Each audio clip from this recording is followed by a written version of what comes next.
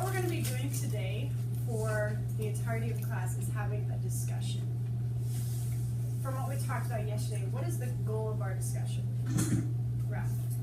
To figure out the, like,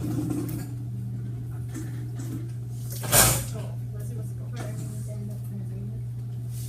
Is the goal for everyone to end up in agreement? Anissa? To hear everybody's ideas. Okay, to hear everybody's ideas. Ladarius? To know what each and every one is thinking. To know what everybody thinks. Good. The things that we're discussing, things like themes, are there clear answers that we're trying to arrive at? Is there going to be a clear answer about what happiness is? Are we going to leave today knowing what happiness is and how to achieve it?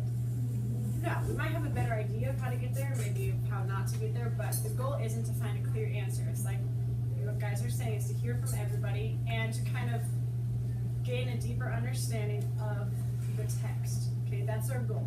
So if we don't come to a clear answer, that's fine. That's not what we're trying to do.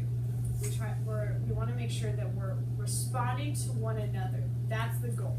You are responding to one another and listening and hearing everyone's opinions. The reason I asked you to have your composition notebook out is so you can be jotting down notes as your classmates are speaking. So if Jimmy says something, you're like, oh, I really disagree with that. Make a note of that so you can come back and address it. Okay? All right, any questions before we start? I'm going to explain real quick.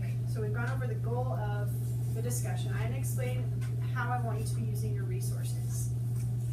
This right here is going to be important because if a classmate has said something, maybe there's going to be a long silence following what they've said. That's when you want to turn to this. There are several things you can do. You can agree or disagree. That's pretty straightforward, and give your reasons why. You can add something new onto what they've said, so that's if you agree with them. If you're not really sure what they said, what should you do? If you're not sure what they said, let's see. Ask for clarification. Right, ask for clarification, okay? Ask them to repeat what they said or to say more about it, all right? So that's what this is for. This right here is for you to find evidence to back up your points, and it's also because you've already thought about some of the things we're going to be discussing today on here. So this is like a reference material for you, all right? Does that make sense? yes. And then of course your book, if you want to look up a specific quote that you've put the page number for, that's what your novel is there for. Okay, are we ready? Yes. Okay, so remember, the sequence is opening question or statement, somebody expresses an opinion, and then somebody responds. That's the order we're going in.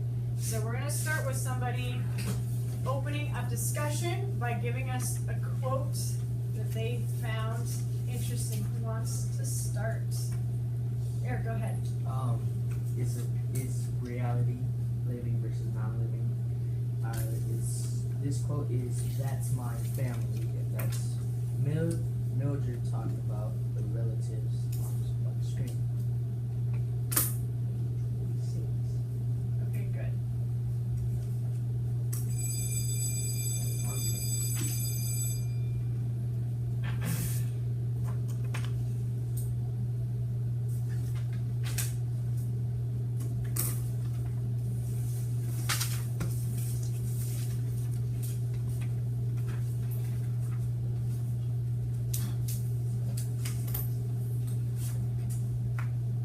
I'm gonna let you, instead of raising your hand, just jump in. If there are too many people jumping in at once, then I'm gonna ask you to raise your hands, okay?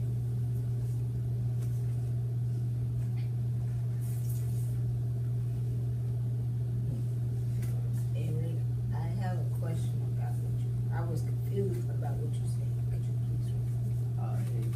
On page 46, Montag asked, "Will you turn it off for a sick man?" And then Mildred, Montag asked Mildred to turn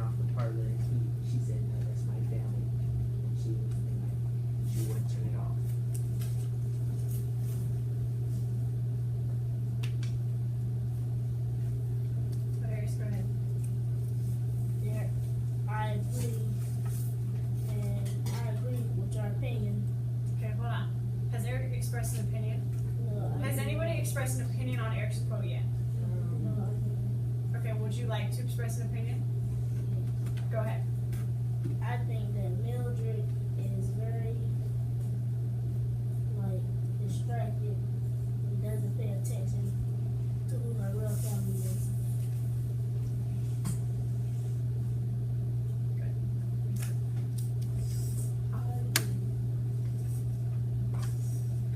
I agree with you with Darius, and also